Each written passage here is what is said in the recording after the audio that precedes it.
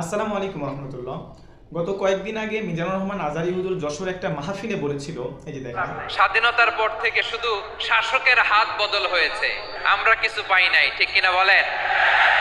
একদল খাইছে, আরেক দল খাওয়ার জন্য রেডি হয়ে আছে। আমরা এরকম চাই না। জি এদিকে তিনি বলেছে যে ৭১-এর পর থেকে শাসকের বদল হচ্ছে, আমরা শান্তি পাইতেছি না। এই কথাতে আমি একটা কথা বলবো যে আমার মনে হয় এই কথাটা পুরোপুরি সঠিক নয়, কেননা আমরা কিছুটা হলেও শান্তি পেয়েছি। তারপরে তিনি বলেছেন যে একদল খেয়ে গেছে, আরেক দল খাওয়ার জন্য বসে আছে। তো এই কথা শুনে বিএনপি নেতাকর্মী কি কি বলতেছে শোনেন। মিজানুর রহমান আজহারী তিনি টাকার বিনিময়ে তার বিভিন্ন অঞ্চলে গিয়ে তিনি ওয়াজ করেন, ভালো কথা, কিন্তু টাকার বিনিময়ে আপনি একটি দলকে হেয় প্রতিপন্ন করবেন, একটি দলের পক্ষে আপনি সাফাই গাবেন, এইটা তো বাংলাদেশের মানুষ আপনার কাছ থেকে আশা করে নাই। বিএনপি নাকি চাঁদাবাজি করে, বিএনপি নাকি দখলবাজি করে, বিএনপি নাকি ওই যে কে যেন আজহার নাকি মাজার একজন আছে, আগে ওরা খাইছে এখন এরা খেতেছে না, কি বলছে না, ওই যে কে যেন আজহার নাকি মাজার একজন আছে।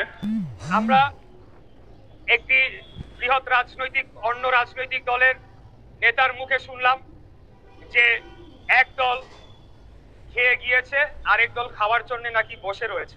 তো আমি তাদের উদ্দেশ্যে বলতে চাই যে এই ধরনের মন্তব্য করে আমাদের যে ঐক্য সৃষ্টি হয়েছিল খুনি হাসিনার বিরুদ্ধে, আমি শুধু আপনাদের দেখালাম যে কে কি বলতেছে, তাদের প্রেক্ষাপটে আমি কোনো কথা বলবো না, আমার নিজস্ব মতামত দুইটা আমি কথা বলবো। দেখেন, আমাকে আপনাকে শুরুতে দেখতে হবে যে মিজানুর রহমান আজহারী হুজুর কোনো দল করেন কিনা বা কোনো দলের সঙ্গে সম্পৃক্ত কিনা।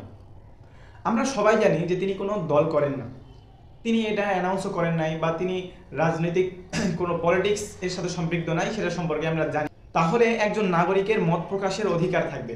দেখেন, তিনি একটা কথা বলেছে যে একদল খেয়ে গেছে, এই কথাটাই কিন্তু বিএনপির যারা নেতাকর্মী আছে তাদেরকে লাগছে যে একদল খেয়ে গেছে, আরেক দল খাওয়ার জন্য বসে আছে। তিনি এই জায়গায় কিন্তু কারোর নাম ধরে বলে নাই, এটা হচ্ছে মেইন কথা। হ্যাঁ, এতদিন আমরা জানি যে বিগত 16 বছর আওয়ামী লীগ খেয়ে গেছে, এটা আমরা বুঝতে পারতেছি, কিন্তু একদল খাওয়ার জন্য বসে আছে, এটা বিএনপি কেন নিল? বিএনপি নিজের ঘাড়ে কথাটা কেন নিল? দেখেন, দল তো একটা নাই, বিএনপি আছে, জামাত আছে, জাতীয় পার্টি আছে, আরও অনেক দল রয়েছে। তো তাদের গায়ে কথাটা কেন লাগলো না? কেন তারা কি, যারা জামাত রয়েছে, জাতীয় পার্টি রয়েছে, হাত পাখা রয়েছে, তারাও কি বিগত 14 বছর খেয়েছিল? খায় নাই, তারাও না খেয়েই ছিল, শুধুমাত্র খেয়েছিল আওয়ামী লীগ, বিএনপিও না খেয়েছিল। মিজানুর রহমান আজহারী হুজুর বলেছে যে একদল খেয়ে গেছে, আরেকদল খাওয়ার জন্য বসে আছে। এই জায়গায় বিএনপিকে কোনো ইঙ্গিত করে কিছু বলে নাই বা কোনো নাম ধরে কিছু বলে নাই। বিএনপি কেন ঘাড়ের উপর নিল? বিষয়টা এমন হয়ে গেল না যে রান্নাঘরে কে আর সন্তান বলতেছে মা আমি তরকারি খাই নাই। এই জায়গায় বিএনপি যখন নিজের গায়ে কথাটা নিয়ে নিছে, তখন আমি তাদেরকে দুইটা কথা বলবো যে শোনেন, আপনারা যখন বুঝতে পারতেছেন যে কথাটা আপনাদেরকে উপলব্ধি করে বলতেছে, তাহলে শোনেন, আপনাদের অন্তরের মধ্যে একটা নিয়ত করেন যে একদল না হয় খেয়ে গেছে, আমরা খাবো না, আমরা এমনভাবে থাকবো, এমন স্টিলভাবে থাকবো যে কেউ যেন না বলতে পারে যে আমরা খাওয়ার জন্য উঠতেছি। আপনাদেরকে নিজের প্রতিভা দ্বারা, নিজের চেষ্টা দ্বারা দেখাতে হবে, আপনাদের নিজের কর্ম দ্বারা মানুষকে বোঝাতে হবে যে আমরা খাওয়ার জন্য বসে নেই। কিন্তু ইদানিং আপনাদের কথাবার্তা, আপনাদের আচার আচরণ, আপনাদের চালচলন দ্বারা বোঝা যায় যে আপনারা খাওয়ার জন্যই বসে আছেন। এখন বিএনপি সব জায়গায় শুধু বলে নির্বাচন করো, নির্বাচন করো, আগে সংস্কার নয় আগে নির্বাচন। বিগত 16 বছর আপনারা কি করছেন?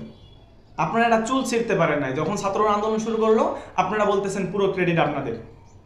আপনারা ওই যে যুদ্ধের সময় যেরকম ভারত থেকে সৈন্য পাঠিয়ে পুরো ক্রেডিটটা ভারত নিয়ে নিচ্ছিল, সেরকম আপনারাও বিগত 14 বছর না আন্দোলন করে জুলাই আগস্টে শুধু ছাত্রদের সঙ্গে যোগ দিয়ে পুরো ক্রেডিটটাই আপনাদের।